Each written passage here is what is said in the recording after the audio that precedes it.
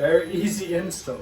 Hello and welcome back to Bayou Brit. My name's Simon and today I'm in Portland, Tennessee, working on a problem that we've had for almost a year now. So one of the core elements of a car wash is not necessarily the soaps or the water pressure, but it's how spot-free your water is at the end of the wash. We do several things to handle the city water. We have a brine tank here, we have 2 softeners, and the RO, the reverse osmosis system, is something in here. Now, in order for it to work, you have to give the RO system the best chance. And giving it the best chance means it needs clean, soft water, but it also needs the chlorine removed. And, well, we don't have a way to do that right now. When the previous owner had the DNS IQ2 installed, they got 2 new softeners and they actually removed the 2 softeners that were here beforehand. But it turns out they weren't 2 softeners before. One was a softener and the other was about this big and was the carbon tank. And the carbon filter is what actually cleans out the chlorine. The chlorine burns up the membranes in the RO system, which makes it stop working. So right now we have no way to keep our membranes good because we don't have that carbon filter. That's what we're going to do today, actually waiting for delivery of the tank. What I need to do here is all of this PVC pipe is the inlet. This is the outlet from the softener, so I have to track that hose down. And I'm hoping I can put the carbon filter somewhere around here. Man, I need to tidy this place up. Then ultimately that hose works its way to here through one path or another. I need to work out which. And then that throws the RO water into one of these 2 tanks. This is the reverse osmosis water. This is the reject water.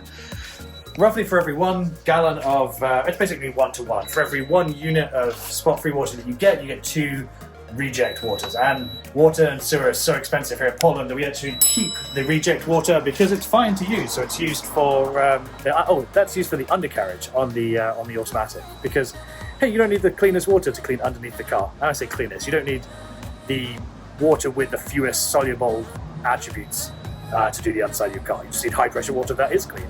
So the way we test the quality of the spot free is using a little tool like this. We're going to come around here to our handy control panel. How many we've done?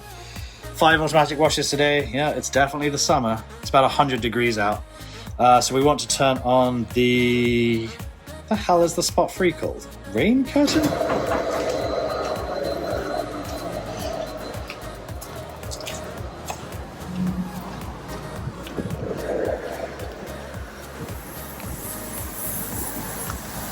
Ah yes, the rain curtain,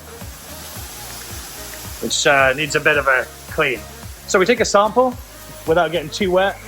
Let's put my sample down for a moment, go turn that off. So then with our handy little tool here, we just insert it into there and it'll give us a reading. And the problem comes because anything more than 30 is going to leave watermarks on your car, and I can actually show you. You might be able to see the watermarks that are dried on the car. This is the problem we have.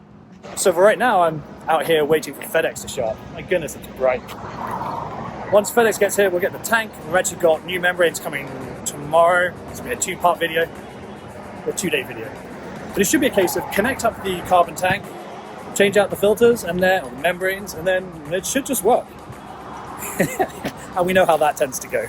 Whilst you wait, there is always something to do. So I'm going to have a look at the vending machine here, because I don't think it's taking quarters. We do appear to have sold out of a lot though.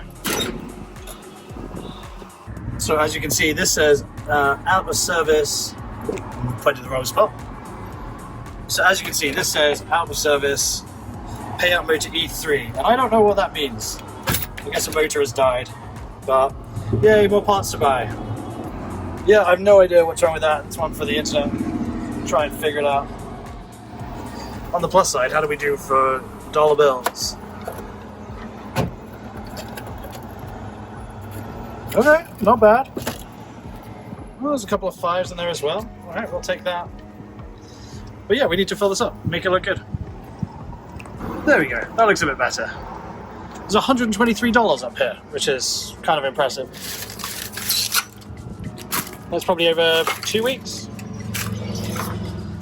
I just saw the FedEx truck go zooming past. Hope it comes back. All right, whilst we wait, one of the consequences of having not particularly deposit-free water is that our rain bar gets kind of blocked. Might be able to see those black holes there. And a bit of a very manual process for intermediate fixes. Moves the gunk out of the hole, ready to be deposited in the hole again. Once we have this sorted, we'll actually flush it properly and do a good job. I'll probably do that at the weekend. So in theory, this is all we need. This and, well, the membranes that arrive tomorrow to get spot-free water. Let's open up, see what we have. So I'm hoping that this is what I ordered. It should just be a black carbon tank.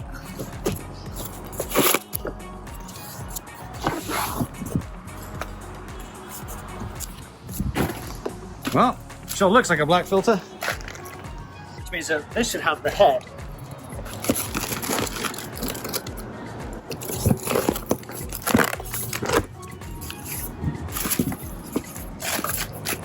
Ooh, looks like Christmas. Okay, there's the head, which for some reason is digital. I didn't think I paid for that, but okay. Then we have the bypass system.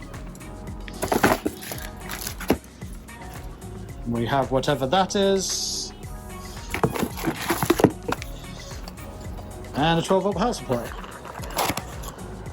So what, you can plug it into your car cigarette lighter? What the heck? I don't know, regular 110 outlet. Now it's just a case of finding space in here. Of course, I was going for lunch, so I put all the ladders and everything in. Let's make some space and see if this will fit. Excuse you. Nicely in that corner.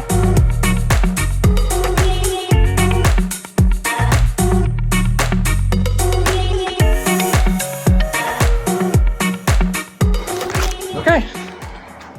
That should be enough space. A few extra bits and pieces here. Ooh, now that's all slimy.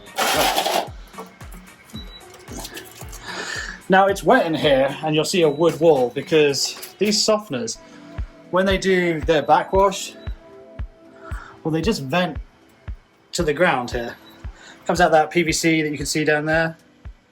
It just vents to the drain that's kind of hidden there. Really odd design because everything's just wet constantly.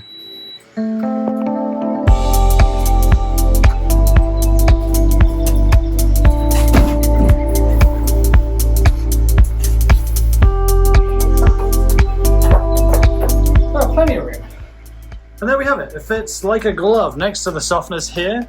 What I have to do is connect the bypass. So if for any reason this goes down or it's backwashing, we can turn this and bypass the unit altogether. What I need to do is I need to take that red hose, run that into the outlet, and then run another hose from the softeners here to there. So I need some 3/4 inch hose, low pressure hose, so that's nice.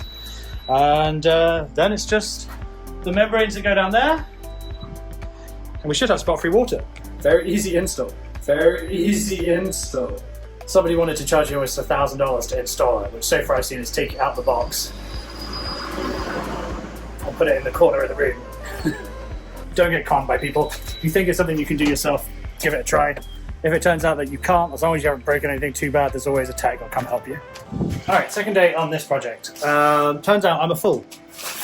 I thought this was the output here. This is actually the drain for the backwash. The output is this big arch here, which goes into here, which goes through this pipework out the top there to the RO system, tracks all the way around and goes into this pump stand.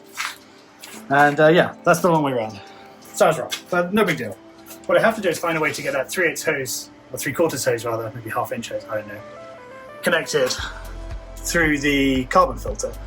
But I don't know if you can see, it's got this connector like this that I haven't seen before. Gotta figure out how to get that off and then plumb it in. But I just did a test. Oh, it's gone off now. 153 parts per million. So we have right now. Anything over 30 is bad. Anything over 50 is bad. Anything over 30 is a bit of a problem. 150, it's terrible. All right, so after going to Ace, the place for the helpful hardware folk, they told me that that is a PEX A fitting. And I said, fantastic, how do I deal with that? He said, do you have the tool? I said, no, I don't have the tool. He said, well, the tool's $120. And I was like, whoa, how do I splice this line and do something else? So all I'm gonna do is I'm gonna splice the, I'll have to see it at a distance. I'm gonna splice this line and then connect us up to the filter here. Bish bash bosh, 5-minute job and we'll be on our way.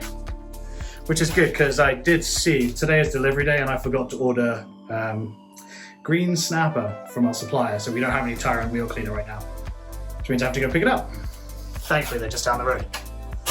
Okay, so I probably should have done a straight union for that one on the back, and then 90 degrees is fine. I just want to show you what it's like when you don't have to worry about OSHA.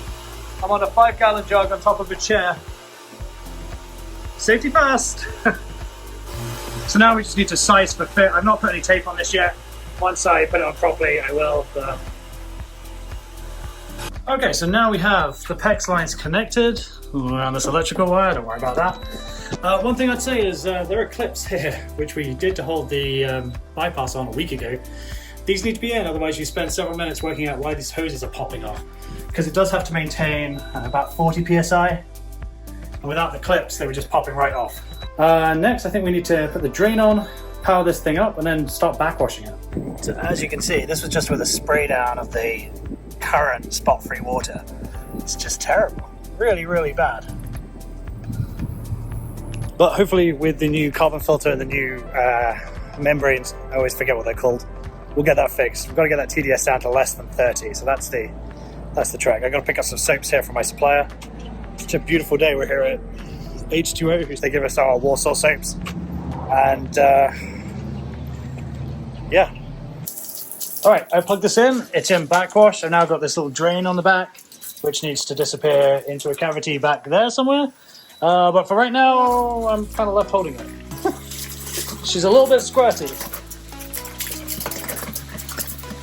I guess there's air in the system that needs to be purged. But here's why you do a backwash when you first install this. You see how much carbon is coming out, how black that water is?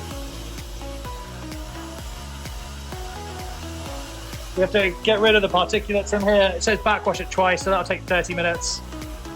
And then we should be good to do the membranes. It's a bit of a drip I need to address too. We still have just shy of 10 minutes to go, but now the water's actually running clear, which is nice. And with that, do it on the drain. All right, this is now sweaty work. You have to take, this is the membrane here, there's 2 of them. So there's a clamp on top, which holds this on. And then in theory, this should pop off, but it doesn't just yet. But the potential issue is that right above this is the old Water Wizard gantry heating. So I'm not quite sure the geometry to get all this back on. Alas, these are the fun jobs.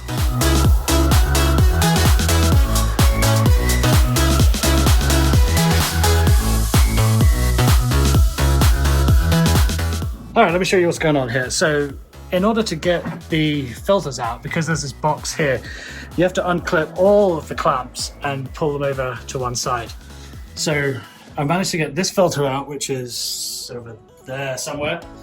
And now I have to get this off, replace it, strap it all back down again, and then go get a drink because it's got hot in here and it's sweaty. And as you can tell, it's quite a wet job.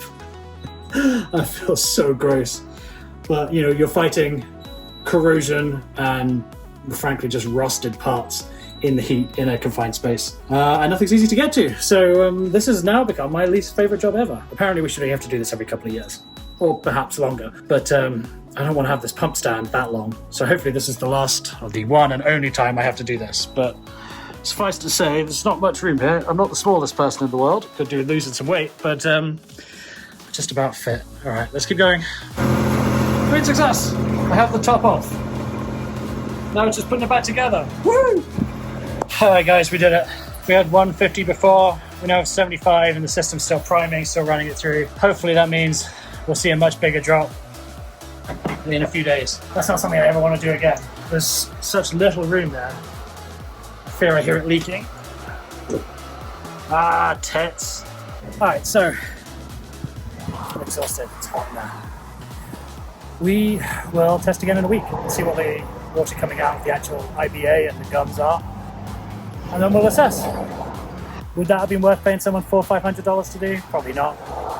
If I had infinite money, would I ever do it again? Definitely not. If you like this video, consider to like and subscribe, and I will see you in the next one. Hopefully hopefully it'll be a little drier.